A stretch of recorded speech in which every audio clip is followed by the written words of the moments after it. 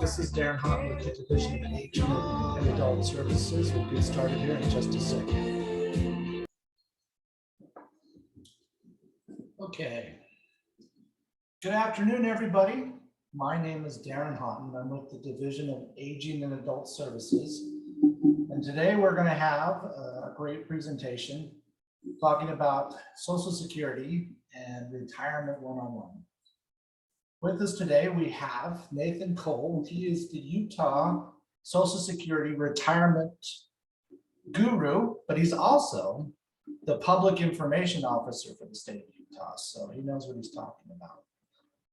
So while we're having this discussion today, if you have comments, you can chat them in the box and we can save that for the question and answer session at the very end.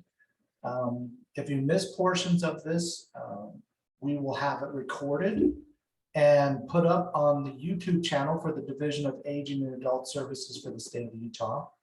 And we will also share it with our local area agencies on aging around the state. So I'd like to turn the time over to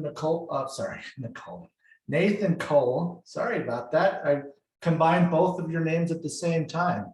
I don't know why I did that, but I'll turn the time over to you. Go ahead, Nathan. Thank you, Darren. So yes, I am Nathan Cole. I'm the Public Affairs Specialist for the Social Security Administration here in Utah. I'm happy to be here with you guys. I'm always happy to talk about Social Security benefits. What we're going to do is have a couple of housekeeping items and we'll dive right into the presentation. First off, if you do use the chat or if you do ask the questions, please do be mindful of any personally identifiable information, names, socials, dates of birth, things like that. You just want to protect your information, and that includes not sharing it in the Q&A or the chat function. I will take your questions at the end, so go ahead. I think the Q&A session, you can type them in as you go, but just know that I will answer those questions at the end, so don't feel like we're ignoring you. I'm just going to hold all those questions until the very end.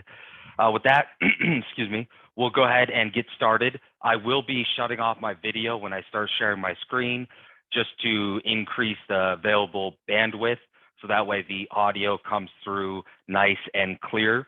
So if you'll give me a second, I'm going to stop my video. I will go ahead and start sharing my screen. We'll dive right into it.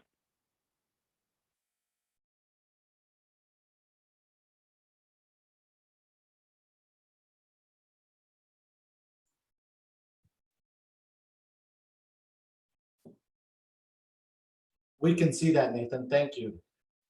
Excellent. Thank you. There we go. All right. So what we're going to do is go over this little table of contents, if you will, real quick. And it's going to give you an idea of what we'll cover. We'll talk about your retirement, disability, spousal, survivor, and Medicare benefits. And then as promised, we will go ahead and cover your questions at the end. First things first, though, I do need to address a little bit about scam awareness as it relates to Social Security. Over the last several years, we've done a really good job of telling people that the government will not call you, will always mail you a letter. But the last 2 years especially, our offices have been doing the vast majority of our business by telephone, and we have had to call people for customer service purposes. Either they filed an internet application or they mailed something to us, and we do need to follow up with them timely. We'll call them. A couple of things that we will not do is threaten you. We won't tell you that the sheriffs are on their way to your house. We won't tell you that your benefits will be suspended or that your number has suspicious activity associated with it or anything like that. When I used to have to call people, I would say, hey, my name's Nathan Cole. I'm calling from the St. George office, and I'm calling because of X, Y, and or Z. Then at that point, if they're comfortable proceeding, fine. If not, hey, I understand. Here's my office's phone number. Call the office, verify I am who I say I am. They'll transfer you over to me, and then we'll get your business taken care of. However, if you get a call that says, you have to go buy a gift card, or you have to do this, that, or the other, and give me the information from your bank account from your social security records. We need to know or verify that your number is correct. Can you confirm the last 4 digits? Can you confirm this or that? The reason that they're calling you for that information is likely that they already have some of it and that they're trying to get the remainder from you so they can scam you. They can get those prepaid gift cards and debit cards. So if you get anything like that, if your spidey sense is sticking up, trust it, listen to it. It's likely a scam. Hang up, call the source directly. So if they say, hey, I'm calling from Social Security, but you think it's a scam, you hang up, you call the local Social Security office directly. Hey, I just got a call and they're looking for something about an internet application that I did. Oh yeah, we got one from you on June 7th. We're trying to get this information. It was Nathan Cole. He works for Social Security. Let me transfer you over to him. Okay, that makes sense. Or, hey, I got a call from somebody that says I have to give them this information or I have to go buy a gift card that they'll load my benefits on. And we'll tell you, hey, that's definitely a scam. You did the right thing by hanging up and reporting it to us. So we just want to kind of make sure folks know that those scams unfortunately still exist. And if you do suspect that it's a scam or it's not legitimate, please hang up. Do not stay on the line any longer. All right. Now, a little bit of good news as it relates to this slide is the 2022 trustees report was just released, and the numbers are a little bit more optimistic than they are on this slide. We haven't updated it just yet because it's only been out a couple of days. But the 2 trust funds, the one that pays your retirement and survivor benefits and the one that pays your disability benefits, is now expected to be able to pay benefits in full and on time until 2035. So it did move out 1 year. And if Congress doesn't do anything prior to 2035, the trust funds will now be able to pay 80%, not 78%. So they'll still be able to pay 80% of each benefit that's due. So the numbers that they just released are a little bit more optimistic. They're a little bit better, but nevertheless, if Congress doesn't do anything prior to 2035, there will still be the cut of the benefits. We have come to this point in the past, but Congress made substantial modifications to the program to avoid this, and it will be up to them to do the same, so that way we can remain solvent past 2035. So that brings you to your next logical question. Who exactly is paying for Social Security? And that who is actually most people, you. And that's through FICA, or the Federal Insurance Contributions Act. If you look at a pay stub, you'll likely see something that says OASDI or FICA or Social Security. And that's the payroll deduction that is taken from your paycheck, matched by your employer, and reported to the IRS, and then they certify that information over to us, the Social Security Administration. The total FICA tax is 15.3%. You pay half, your employer pays half, meaning 6.2% goes to Social Security, 1.45% goes to Medicare, and then your employer matches that and pays that to the IRS on your behalf as well. So you see a total 7.65% deduction that gets reported to the IRS for the FICA tax, but behind the scenes, your employer also matches 7.65% as well. And those FICA taxes is what helps fund and pay the Social Security trust funds, which is why even if they do go broke, for lack of a better term, even if they zero out, however you want to phrase it, we still will have people working. We still will have employers paying the not the fair share, but their share rather of the FICA tax. And that will still allow us to pay those 80% of benefits that are due. Now, we do have almost 180 million workers that will pay Social Security tax this year alone. And the vast majority of workers are covered and paid in or pay in to the Social Security system. Most of the ones that do not pay into the system are going to be your local city, county, state and some federal employees, but by and large, most workers will pay into the Social Security system. Now we'll switch gears and we'll go ahead and talk a little bit about your upcoming retirement party, how you get there, how we figure out the numbers, give you a little insight to the madness. So how do you qualify for your retirement benefit? Is it something that you show up to at the office and just hope that you've done enough? Is it something where we throw a dart at a dartboard to see if you qualify or not? No. What we do is we take a look at your work career, and as you work and you pay those FICA taxes, you earn Social Security credits. Each $1,510 that you earn gives you 1 credit, and you can earn a maximum of 4 credits per year. And in order to qualify for a retirement benefit of some sort, you need a minimum of 40 credits, and you've got to be 62 or older. So that's the real short and sweet, is in order to qualify for retirement benefits, you work and pay your FICA taxes. Once you have those 40 credits and have reached 62 or older, you would then qualify for your retirement benefit. Now, 40 credits opens the door to be eligible for a benefit, so to speak.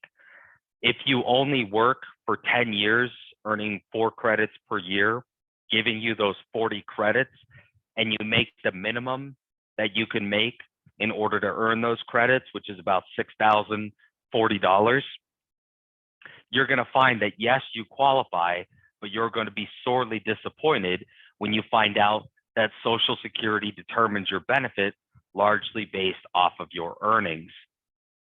What we do in order to determine, once you've qualified, how much your benefit will be, we take a look at your entire work career from your very first job up and through the most recent tax year that we have on file. And we adjust your wages for changes in wage levels over time, which basically just means we take into account inflation.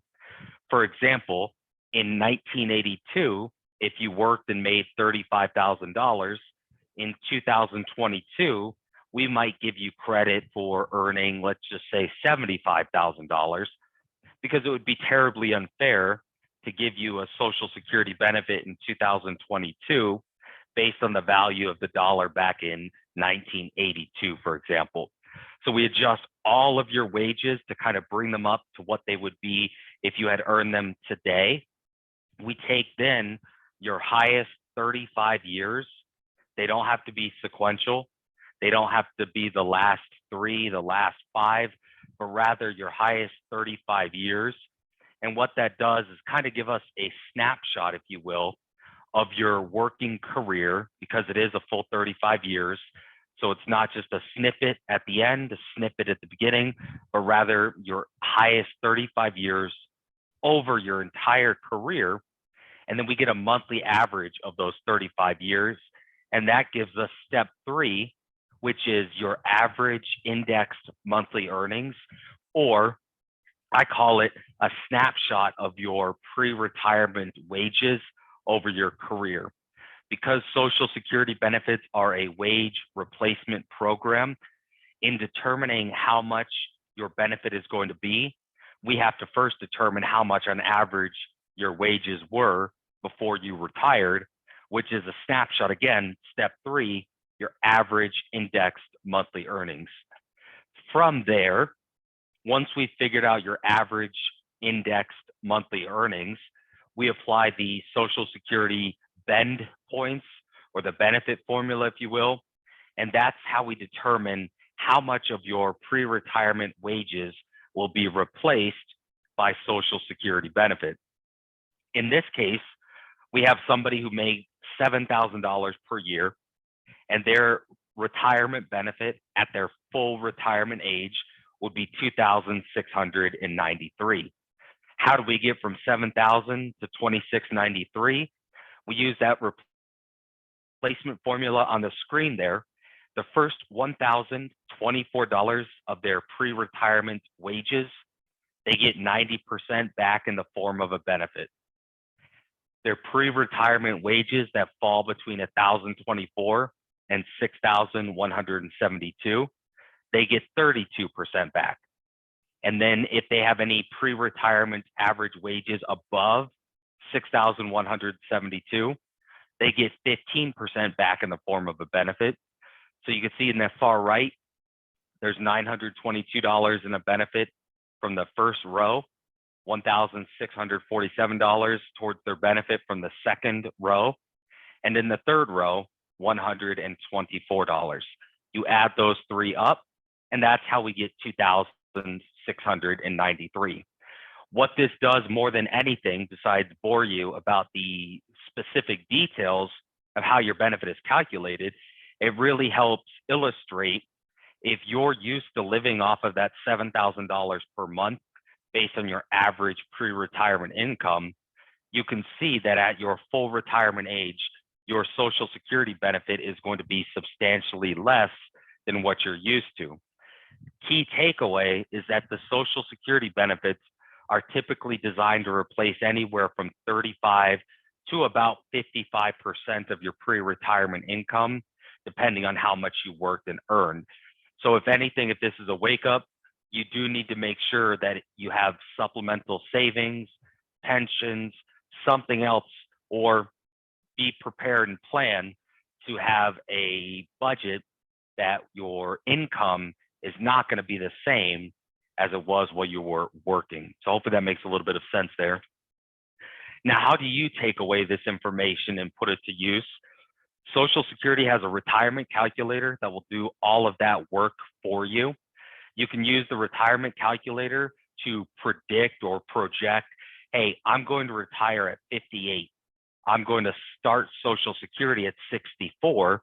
What effect will stopping work at 58 have on collecting benefits at age 64? And you'll be able to get a very customized estimate, because the statements that you used to receive in the mail and the statements that you can access online, they operate on several assumptions that typically end up overestimating or estimating higher than what your benefit actually will be. And this retirement calculator you can use for your specific scenario, and it'll really give you a fine-tuned, customized estimate. Now, this chart is important for a couple of reasons. One, so you can understand what your full retirement age is. Your full retirement age is when you can receive your full unreduced Social Security benefit. If you were born 1960 or later, your full retirement age is 67. If you were born earlier, you can see your full retirement age. It adjusts by 2-month increments. What you'll also see is that depending on your full retirement age and taking benefits early, that you will be subjected to a permanent reduction from your full retirement benefit. So in that example where we had a full benefit amount of $2,693, in that scenario, if your full retirement age was 67 and you took it at 62, you'd get a 30% reduction for taking it early, and your benefit would be about $1,885 per month. So you just want to keep in mind, what is my full retirement age? And if I decide to take benefits early, I'm not going to receive that full benefit amount. I'm going to receive a lesser amount because I'm starting those benefits earlier. And that's what that retirement calculator can really help you pinpoint. So that way, again, you don't have to do the percentage math.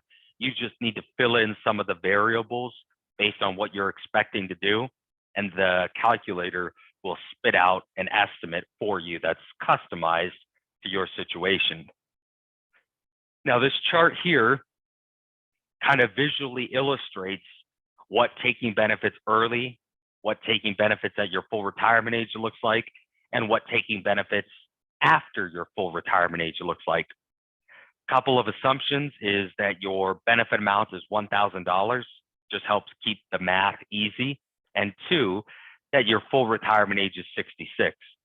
If your full retirement age is 66 and you take benefits at 62, You will receive a 25% reduction for starting them 4 years early, and you would get $750 per month. At any point that you decide to start, whether it's 62, 64 and a half, 70, you will still get cost of living increases. So it's not like your benefit amount is fixed and frozen per se, but the reduction is permanent and it will be in effect for the rest of your life, but you still will be eligible for cost of living increases. So just because you take it at 62 or 65, it doesn't mean that you won't be eligible for COLAs. It just means that if you take it at 62, you'll always have that 4-year penalty or reduction, if you will, for taking it early. Likewise, if you decide to start benefits at 67 and your full retirement age is 66, or 68, 9, and 70, you'll be eligible to earn what we call delayed retirement credits. What that is an 8% increase on your benefit for every year that you delay. So if your full retirement age is 66 and you wait until 70, you could receive a 32% increase over your full benefit amount. And in this scenario, you'd receive 1,320 instead of 1,000 because you delayed your retirement by 4 years. One other thing I need to mention, excuse me, is that you do not need to wait until your birth month. On this chart, it just shows columns for 62, 3, 4, 5, 6, 7, all the way through 70. You can start benefits at 63 and a half. You could start benefits at 64 and a half or 64 and 8 months. The reduction for starting benefits early is specific down to the month. So if you say, Nathan, I really want to start at 63 and a half, but based on this chart, I'm afraid that I might only get $800 per month, even though I waited an additional 6 months past age 63, we'll calculate it down to the month that you start. And if in this example, you were to start at 63 and a half, you would get about $833 per month, not 800, not 866, but rather specific down to the month that you start. And that retirement calculator that I referenced earlier will spit out that correct number for you as well. So if you decide to start your Social Security benefits and you're considering continuing work, you're considering going back to work after you've started, what you need to remember is this: the impact of work is going to depend on how old you are and how much you make. If you are under your full retirement age, you can make up to $19,560 per year before it will impact your benefits. If you are turning your full retirement age this year, let's just say July, you can make up to $51,960 before the month that you reach your full retirement age. So what does that mean in plain English? Well, in this scenario, you turn your full retirement age in July, so you have a $51,960 limit from January through June. So an example to tag onto that is, let's say that you turn your full retirement age in July. You make $100,000 per year. You want to start benefits, let's just say it's January of 2022. You say, Nathan, can I start in January of 2022? Even though I'm going to work the full year, I'm going to make $100,000 this year. I turn my full retirement age in July. Can I work and make $100,000 this year and still start my benefits? And the answer in that scenario would be yes, because your limit is in place for the months prior to your full retirement age, January through June. January through June, 6 months, you make $100,000 per year. So for those first 6 months, you'll have made $50,000. That puts you under the limit for the months prior to your full retirement age. You say, okay, well, that's great for January through June. What happens when I hit my full retirement age in July? Then you go down to that third row. There's no more limit. You can make as much or as little as you want, and there will be no benefits that are withheld or suspended because, again, you have no limit. One other takeaway from this is that if you are going to work, you do need to call the Social Security office to let us know, so that way we can correctly pay your benefits. What happens if you don't report your wages? We will get your W-2 the following year. Towards the end of that next year, we'll run a report. We'll send you a letter that says, hey, last year you were working, you made too much, you were overpaid by $5,000 or however much, and now you have to pay those benefits back. Or if you had reported those benefits timely, or rather your work timely, we wouldn't overpay you. And because we don't overpay you, there's nothing that you need to pay back. Now, Social Security also has a disability program. A disability program that we administer is similar and different to a lot of the other disability programs you may be familiar with. It's similar in the sense that you have to have a significant disabling condition. It has to last for at least 12 months or be considered terminal. And when we make our decision, we consider your age, your education, and your past work activity. Now, the biggest difference is that second bullet point on your screen. What we also consider is your ability to perform substantial gainful activity, which is loosely defined as the ability to earn $1,350 per month. So what does this mean in a real life scenario or example? If you are an accountant and you get into a car accident, you're paralyzed from the waist down, you're going to be in a wheelchair for the rest of your life. You get the handicap license from the DMV. You're likely eligible for disability through your work. You might be eligible for some private disability benefits, but Social Security has to evaluate your ability to still work. And if you have the ability, your mental capacity about you, and you're still able to do the work of an accountant and make more than $1,350 per month, you'll likely find rather, that your application will be denied.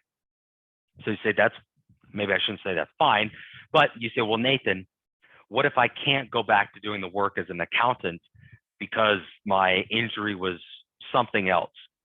Well, we look at one, your ability to return back to your previous job. And then two, we also look at your ability, considering your age and your education and relevant work experience, your ability to do any job that will pay you $1,350 per month. Not necessarily a job that you went to school for, not necessarily a job that you would enjoy, but any job that'll pay you $1,350 per month. And again, the reason for that is the Social Security benefits are wage replacement programs due to not being able to work because of age in the sense of retirement, not being able to provide in the sense of survivor benefits if the higher wage earner passes away. And same thing with disability benefits. If you're disabled but still able to work, Social Security disability benefits you may not qualify for them depending on how much you're still able to work and earn.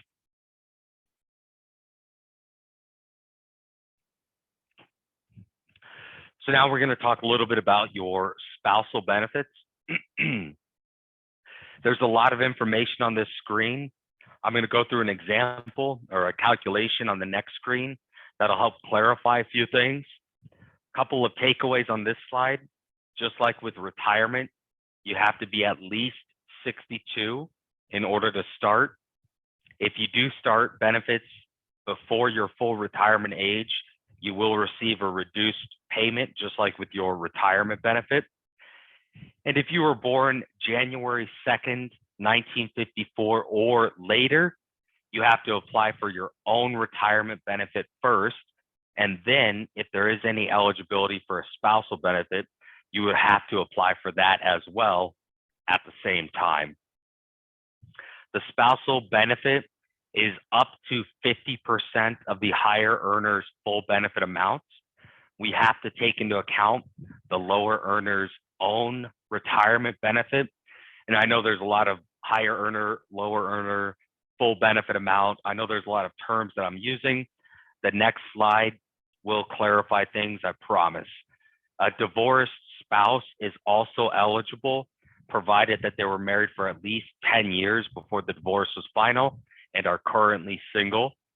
And again, the calculation is if the lower earner's benefit amount is less than 50% of the higher earner's full benefit amount, then the spouse would be eligible. And I'm just going to go to the next slide because it'll help clarify things. We have Kelly, who has a full benefit amount of $800. Kelly's spouse has a full benefit amount of $2,000. Once again, our starting point is 50% of the higher earner's full benefit amount. So that's why we start with 1,000. We take into account Kelly's own retirement benefit of $800, and that leaves a potential $200 spousal benefit that is payable. We take $200 as a spouse, add it to $800 as a retiree, and if Kelly applies for her benefit at her full retirement age, she would be eligible for $1,000 per month. Now, if Kelly starts benefits at 62, the $800 and the $200 would be reduced, and her total benefit might look like something about $725. So Kelly's getting $725. 8 years go by. Kelly's talking to her friends, and her friends tell her, you should be getting 50% of your husband's benefit amount. You need to call Social Security. I think they did something wrong. And Kelly says, hey, you know what? You're right. I think I do need to be getting 50%. That there is something wrong. Kelly calls the St. George office. Kelly talks to Nathan. Nathan looks up Kelly's record, says, yes, 50% of your spouse's benefit is our starting point. But if you'll remember, you took benefits at age 62. There is a reduction for taking benefits early. If you had waited until 66 or 67, whatever your full retirement age was, you would get 1,000. But since you took benefits right at 62, you're only getting 725. And then Kelly says, oh, you're right. I remember they said something about that. My friends just told me I was supposed to get 50%, and I wanted to call to make sure. So partially correct, but you also always have to remember, if you take benefits early, it will reduce how much you're receiving compared to your full amount that you would have been eligible for. Survivor benefits can start as early as age 60, and depending on when you start, you can receive anywhere between 71.5% to 100% of the deceased benefit amount. A safe rule of thumb is that if you pass away, or your spouse rather passes away, and you guys are well past your full retirement age, it's safe to assume that you will receive what your spouse was receiving if they were the higher earner when they passed away. Typically, the likelihood of receiving a lesser benefit amount exists if you are under your full retirement age and your spouse passes away and you take survivor benefits early. In that case, you could receive anywhere from 71.5% to 100%. But in the traditional, if you can call it that, if in the traditional scenario, higher earner spouse passes away at age 88, survivor's 84, that 84-year-old survivor can typically expect to receive what the higher earner was receiving before they passed away. With survivor benefits, there are some options. If you're taking benefits early, let's say that you were married in your 30s and 40s, your spouse passed away when you were 44, and you're looking to potentially start benefits at 60. With survivor benefits, you have options, which is why we require that you apply for survivor benefits either in person or over the phone, so we can explain those options to you. Most benefits you can apply for online because they are pretty straightforward, but with survivor benefits, we do want to make sure that we're giving you your options that you have to take either survivor benefits first and then retirement benefits, or vice versa, retirement benefits first and then survivor benefits. So it's delicate, maybe the right word, but we do just want to make sure that you're given those options. If you're collecting or applying for survivor benefits and you're already on retirement benefits, because we're going back to that scenario where the higher earner passed away at 88, or you guys have been on retirement benefits for a while already, it's a little bit more straightforward, but still, we usually need to do the survivor application in person or over the phone. Again, just to make sure we're covering all of your options. If you are disabled under Social Security's rules, you could potentially receive widow's benefits as early as age 50, or in the event that the spouse passes away and there's a minor child under the age of 16, that surviving spouse, let's say they're 33 and they have a 40-year-old spouse and they have a 12 and 10-year-old, a 12 and a 10-year-old child. That 40-year-old spouse passes away, the 34-year-old widow with at least one child under the age of 16 could receive survivor benefits for as long as that kid is under age 16. So again, you've got the 40-year-old, a 34-year-old, and a 12 and 10-year-old child. The 40-year-old husband passes away. That 34-year-old widow could receive benefits along with those two minor children. And then lastly, just like with spousal benefits, we have divorced widows benefits. You have to have had that 10-year marriage requirement, and you must be currently unmarried unless the remarriage occurred after the age of 60. So in that example with the 40-year-old husband that passed away and the 34-year-old widow, if that widow remarries at 48, she's no longer eligible for benefits from the previous spouse. If she remarried at 61, she'd still be eligible to collect widow's benefits from that former spouse. I touched on children's benefits a little bit. In order for a child to collect benefits, they have to have a parent who is on Social Security, retirement, or disability, or the parent has to have passed away after working long enough in a job where they paid Social Security taxes. So you can have benefits for children while the primary earner is alive, or you could have benefits for children in the event that the primary wage earner had passed away. The child has to be unmarried, under the age of 18, or if they're 18 to 19 years old and still a full-time student in high school, they can continue to collect benefits up until a maximum of age 19 and 2 months. And finally, if you have a disabled adult child, if that disability is able to be proven to have started prior to the age of 22, they may be eligible to receive benefits past the age of 18. So this is the example where you've got a disabled child that's been entirely dependent upon you since birth, or maybe at a young age. And let's say that you pass away at 48 years old.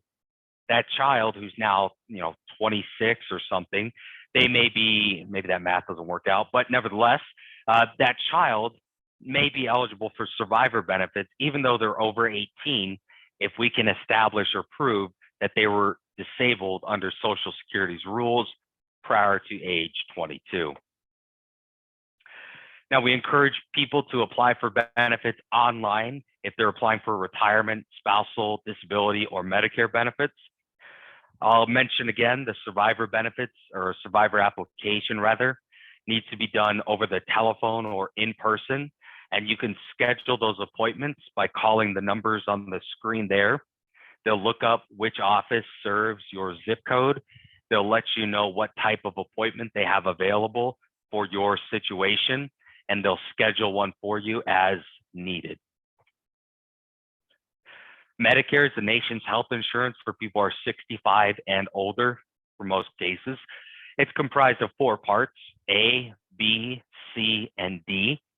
Part A is your hospital insurance, covers your inpatient hospital expenses, skilled nursing facility, hospice care, and some other limited items.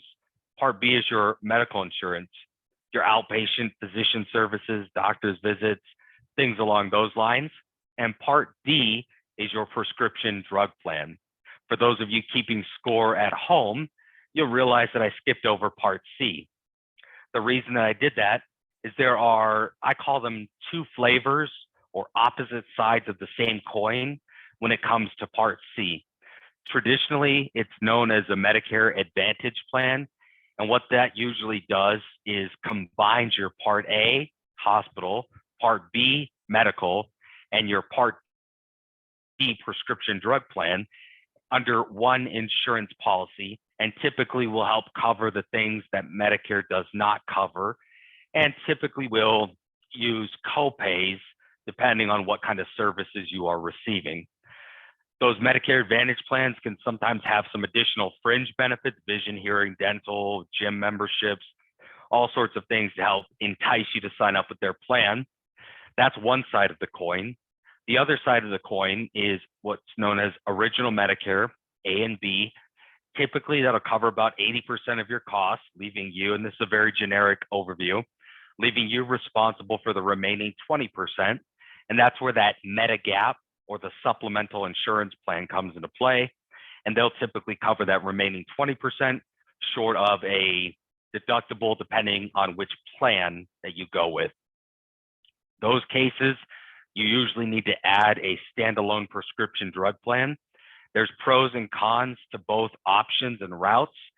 A lot of it's going to be dependent upon what you're comfortable with. A lot of it's going to be dependent upon, hey, I want to be able to go see any doctor. I don't want to have to worry about a network. You might find that you lean towards one program versus the other. One might say, I need the most affordable plan that I can get. You do your research, your homework, and you'll have to find which one is going to suit your needs most appropriately. Now, Medicare, again, I mentioned it's the nation's health insurance for people over the age of 65. There are a couple of other ways that you can get onto Medicare.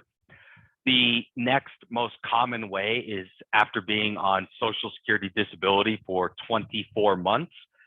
Two other options are if you have ALS or Lou Gehrig's disease, or kidney failure known as end-stage renal disease.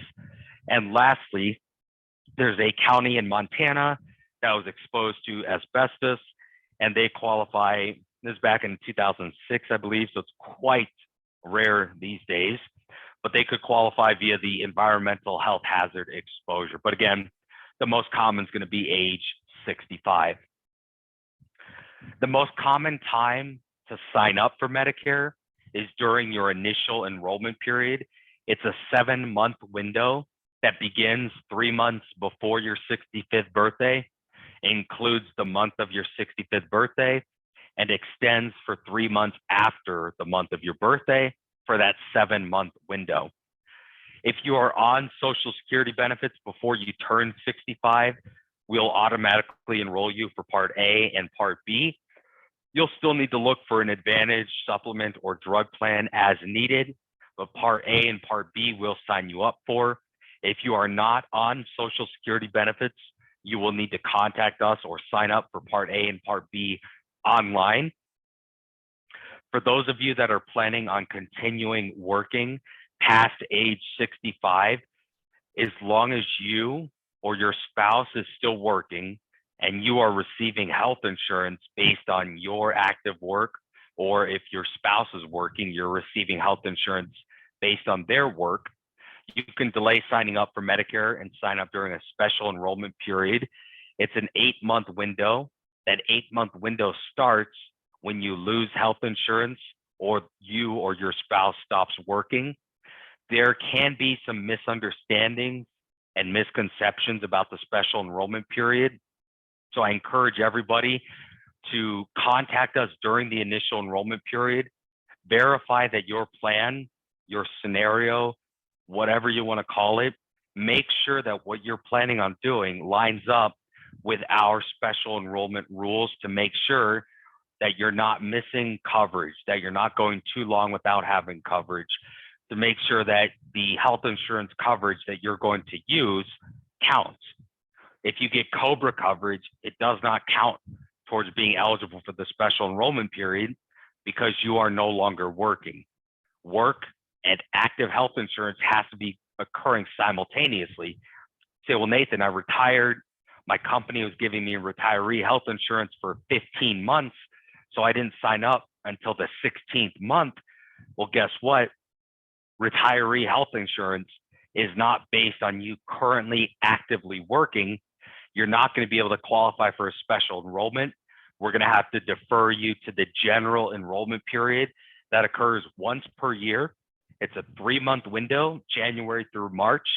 So if you come in April or May with the special enrollment request, and let's say you don't meet all of the rules to be eligible, you're going to have to wait until the following year to sign up for Medicare during that general enrollment period. So this is one of those ounce of prevention is worth a pound of cure kind of scenarios.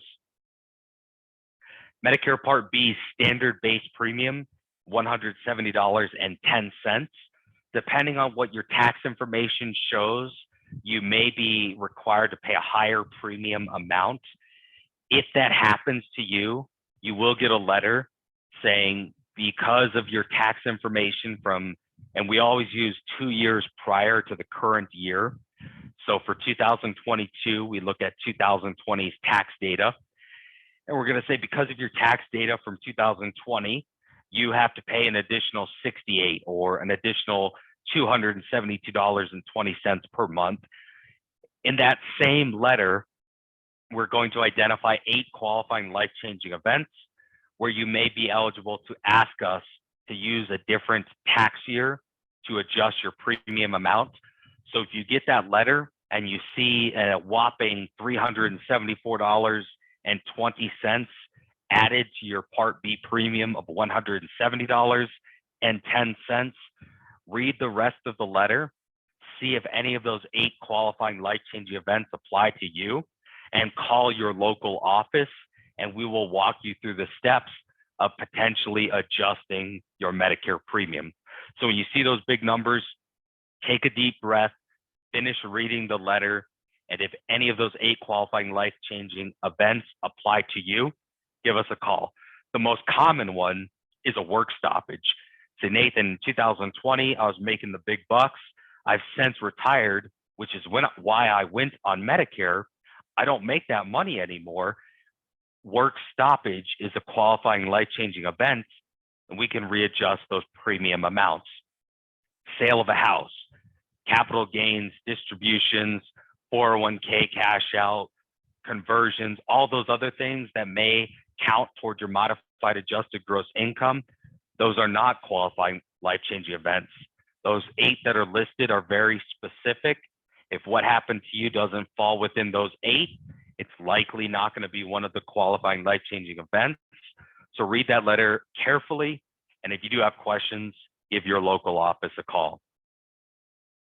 We also have a program called the Extra Help with Medicare Prescription Drug Plan Costs. It's a low-income and low-resource program. Essentially offers a federal subsidy to the prescription drug plan premium and the co-pays that you may have to pay for your drug plan. It could be worth, depending on which tier that you qualify for, it could be worth over $5,000 per year in the form of a subsidy and reduced payments. You can apply online at the website on the screen. You can apply over the telephone with your office or in person. So if you think that you might be eligible, send in an application. If you know somebody who might be eligible and they're saying, hey, my drug's this, my plan costs that, let them know that we have a program, direct them to our website, or have them call the Social Security office and ask about the Extra Help with Medicare Prescription Drug Plan Costs. We've got Medicare's website for you here. You can sign up and create an account. You can view your Medicare summary notices, which are like your explanation of benefits that you may be familiar with. You could take a look and see what drug plans are available, how much they'll cost based on your drugs, the frequency that you take them, the dosages, and so forth. And you can help identify this really cheap plan might actually end up costing me more because of the copays. And this plan that's a little bit more expensive on a monthly basis has more affordable copays and is actually going to cost me less in the end. So you can kind of take a look and compare that and see what's going to fit best for you.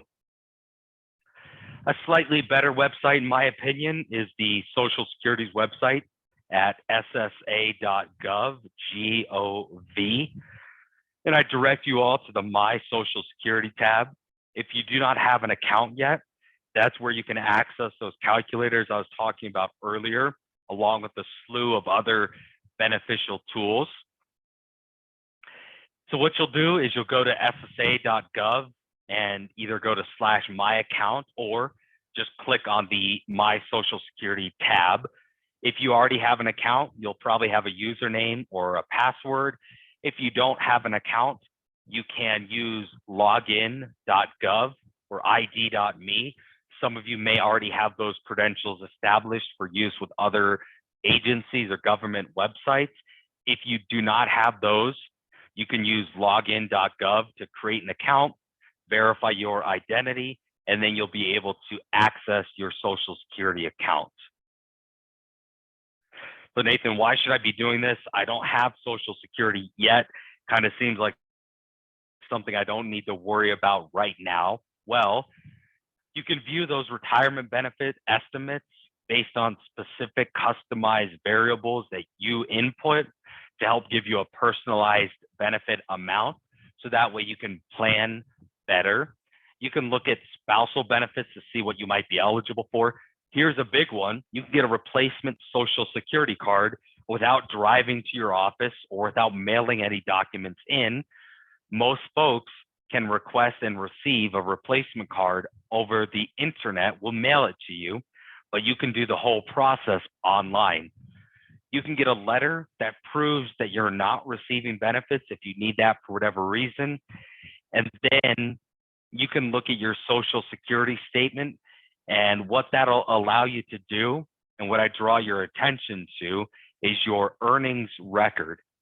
Your earnings record is just a list of all of the years that you worked and the wages that we have recorded for you. This is important because you'll remember that we base your benefit off of those highest 35 years. If you have a couple of years that are missing because the IRS or your employer had an error on your information, you may not receive credit for those years, even though you and your employer did pay the Social Security tax. So I would recommend that you check your earnings record annually, double check to make sure that 2021's W-2 shows up and it matches the information on your W-2. So that way, when you go to retire, if there was a gap in 2021, it's a whole heck of a lot easier to fix that in 2022 than it is in 2035, for example. So you're just going to take a look at that once a year, make sure it looks about correct, so that way there are no surprises and you receive the full benefit that you're due when you apply for retirement. Once you start receiving benefits, we really put you in the driver's seat with your account. You can still get a replacement Social Security card. You can get a replacement Medicare card, and you can get a replacement 1099. What inevitably happens is people call us April 13th and they need that tax form so they can do their taxes by April 15th. And we tell them, I can mail one to you, but it's going to take 10 days or so before it gets there. Or you can go online and print one out right on the spot through your account. Say, oh, I forgot about that. I'll go that route. So it's really handy to take care of a lot of those services that are time consuming, like coming to the office to get a replacement card or document. And you could do it from the comfort of your own home. And in the case of the 1099, you can get it instantly versus the Medicare and Social Security card. It's going to take some time. You can get a benefit verification letter to prove how much in Social Security you are receiving. If you need to apply for a mortgage or refinance or a car loan, they're going to want proof of your income, and you can get that letter on the spot, printed out from your computer, again, without having to visit the office, wait an hour to get something that you could get from the comfort of your home. You can also manage your benefits as far as your address, your phone number, and your direct deposit again, without having to come in, without having to wait, log into your account, update your info, easy day. And lastly, you can check your benefit history and payment history along with your expected or anticipated next deposits. Everybody likes to see, hey, when's it coming? Oh yeah, it's coming on the second Wednesday. How much is it? It's $2,122. Okay, great. Everybody likes to be able to see that. Everybody likes to be able to verify that that next deposit is coming. And we give you the ability to check that out through your online account. Now, before I dive back into the Q&A session, I just have one more thing I want to go over with you. And that is that Social Security offices have reopened to the public for services without an appointment, which means that you can walk in. We do tell folks that if you do walk in without an appointment, to expect long waits. We're limited with the number of staff that we can have in the office at any one time. Therefore, that means we have fewer people in the office to take care of those walk-in services. So we do expect that there will be longer than usual waits. We do have a mask requirement inside the office. So do be prepared, bring a mask with you, and you will need to wear it if you do come inside the office. We advise everybody try to take care of whatever business online first. If you're not able to take care of it online, call the 800 number or your local office, and they may be able to take care of it for you over the phone.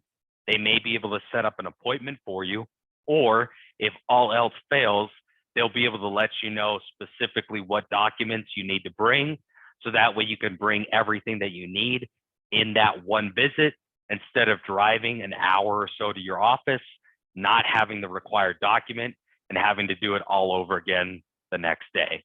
So again, order of operations, we encourage online services. We encourage you to call us first, see if we can do it over the phone, schedule you an appointment, or at least tell you what you need to bring. And then lastly, the unscheduled or the walk-in to the office without an appointment. All right, with that, I'm going to stop sharing my screen. I'm going to turn my camera back on. And I think Darren might be able to read those questions to me, and I will answer them for you guys. Yeah, thank you, Nathan. You can take a big drink right now since you've been talking for an hour as you're getting your camera back on too. The first question is a request, to being able to share the slide deck with the people that are in attending. Do you know how to do that on Zoom? Yes. So I can email you, Darren, a PDF version of what I shared, and then you can send it out to everybody. It's the same content, it's just in a PDF form, so it's locked. And you can distribute that to whoever requests it. Okay. So for those of you who are not associated with the Division of Aging and Adult Services and who would like a copy of this, you can send me an email that I'm going to put up here to everybody, and I will make sure that you get a copy of the slide deck in PDF form. It's a simple thing that we can do. So I just sent that out to everybody. That's my email address at dhoughton@utahspelledout.gov. Another question that was asked is, how does it work if a person is divorced and is remarried to another spouse? Can both spouses collect on survivor benefits if they were both married to a person 10 plus years?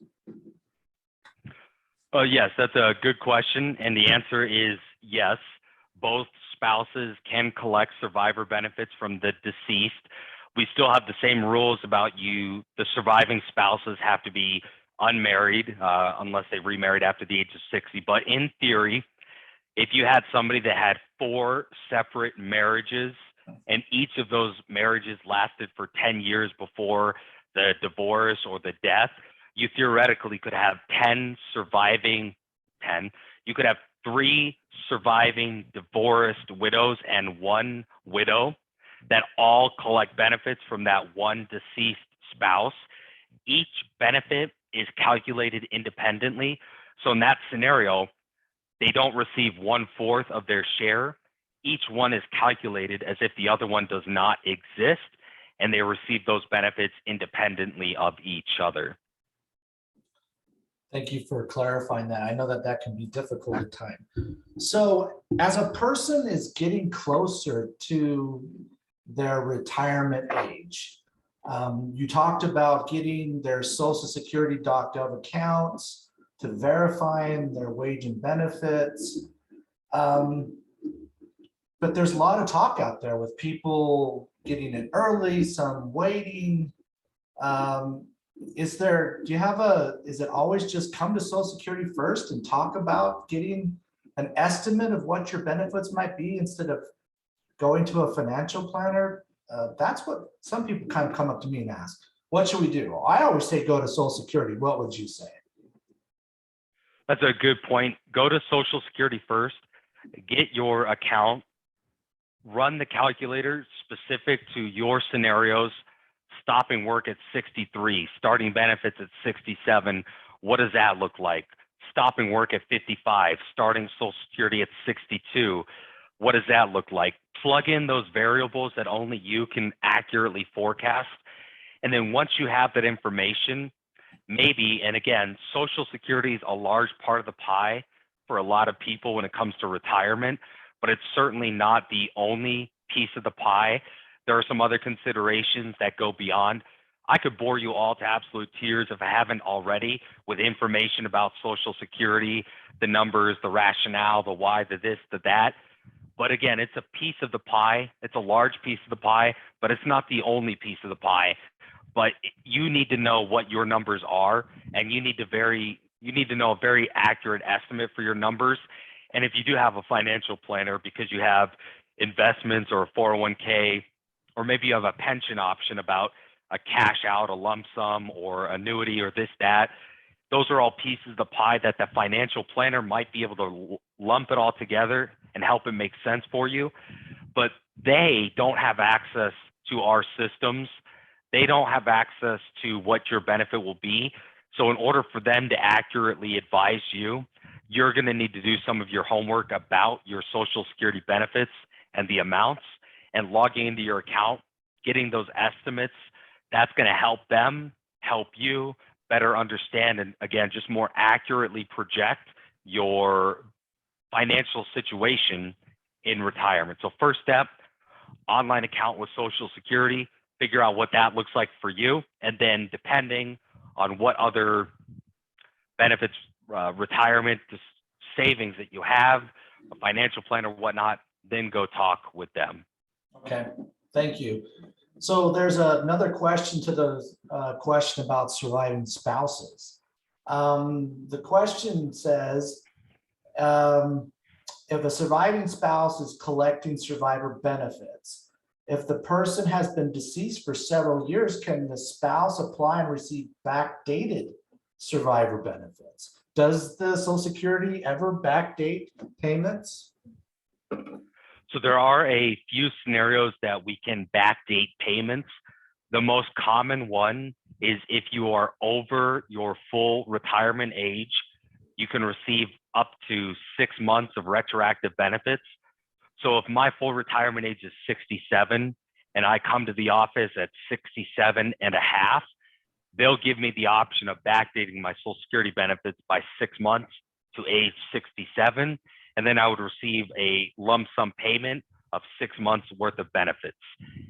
The other scenario, which is less common, and this could also play out, like let's say you've got an 84-year-old spouse and husband had passed away 4 months ago. She didn't know that she could get survivor benefits until one of her kids finally had her call the Social Security office. In that case, again, she's over her full retirement age. We can allow a maximum of 6 months of retroactive benefits. In this case, we can only go back 4 months to the month that he passed away. So that's another example with the retroactivity. The other option or the other route is much less common, but in the case of missed entitlement, where we had all the information that we needed and should have made that person entitled to widow's benefits or some type of benefit, and we missed it, and it was not specifically excluded from the application, it's possible that they could be deemed to go back to when they first filed and receive those other benefits. But again, that's quite rare because our application process is designed to identify potential entitlements that people might be eligible for.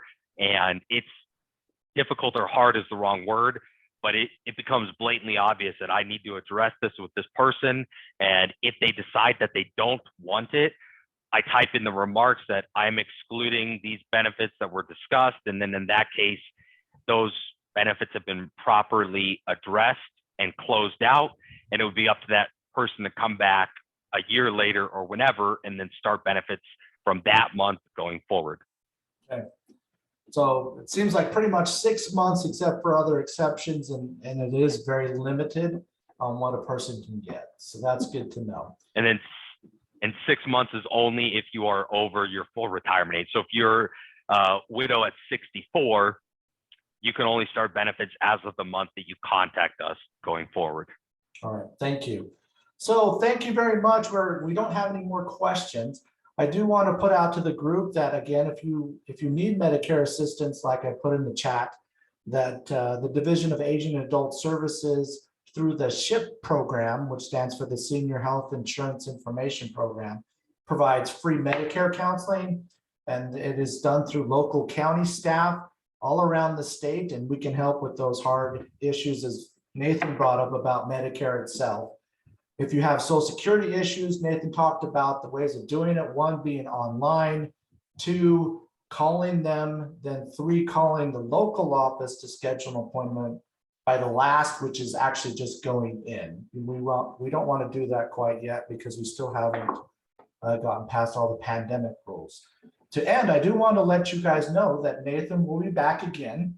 He will be on July 6th and July 12th.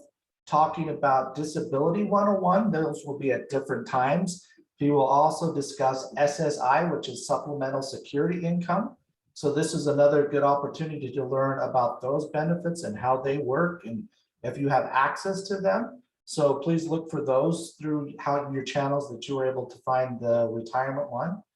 Outside of that, Nathan, do you have anything left you want to share with the group before we leave? No, I am all set. Thank you, Darren. All right, well, group, thank you for showing up. Thank you for your time, and you guys all have a great day. And we'll end the recording at this time. Thank you very much, Nathan. I'll send you a copy of this. Thank you. Take care, guys.